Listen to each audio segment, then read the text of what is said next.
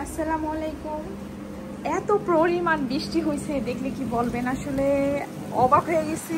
এত বাতাস দেখেন। মানে আমি একটু ছাদে গেছিলাম ভিজতে, মা গো মা টিকতে পারলাম না এক কথায়। মানে এত ঠান্ডা, যাক আলহামদুলিল্লাহ, সবই আল্লাহর রহমত নিয়ামত। আসলে এই জায়গাটা, এই যে বাড়িটা দেখতে পাচ্ছেন, মানে যারা আসলে পরিবেশ বোঝে না তাদের তো আর বলার কিছু থাকে না। দেখেন এই জায়গাটা পলিথিন ফালাইয়া মনে হয় ময়লার ডাস্টবিন বানায় ফেলছে, আর সাথে হলো জানলা। তো কি আর করার বলেন, মানুষের বিবেক যেখানে কাজ না করে তাকে বলে লাভ নেই। তো এই যে বাতাস, মানে আমি ঘরের ভিতরে আছি স্টিল নাও, বিছানার উপর দাঁড়িয়ে আছি।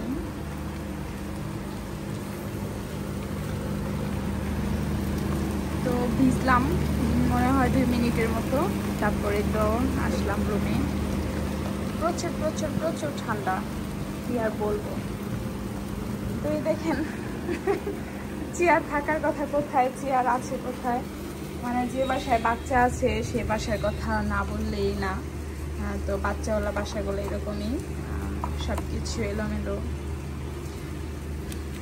তো কিছু বলার নাই, এভাবেই চলবে, বাস্তবতা এরকমই।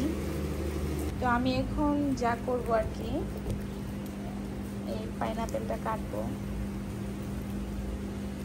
এটা মাত্র আনলো আমার হাজবেন্ড, বললো কাটো খাবো।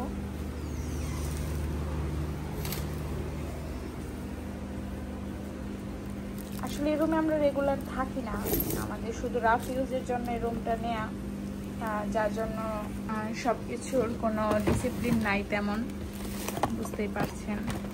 রাফ ইউজ মানে তো সেখানে সব থাকে না, তো সব মিলিয়ে আছি আর কি। 2 রুম, 2 দিকে 2 সাইডে। তো এখন ভাবলাম একটু আনারসটা কাটবো, এখানে মোবাইলটা সেট করে নিচ্ছি।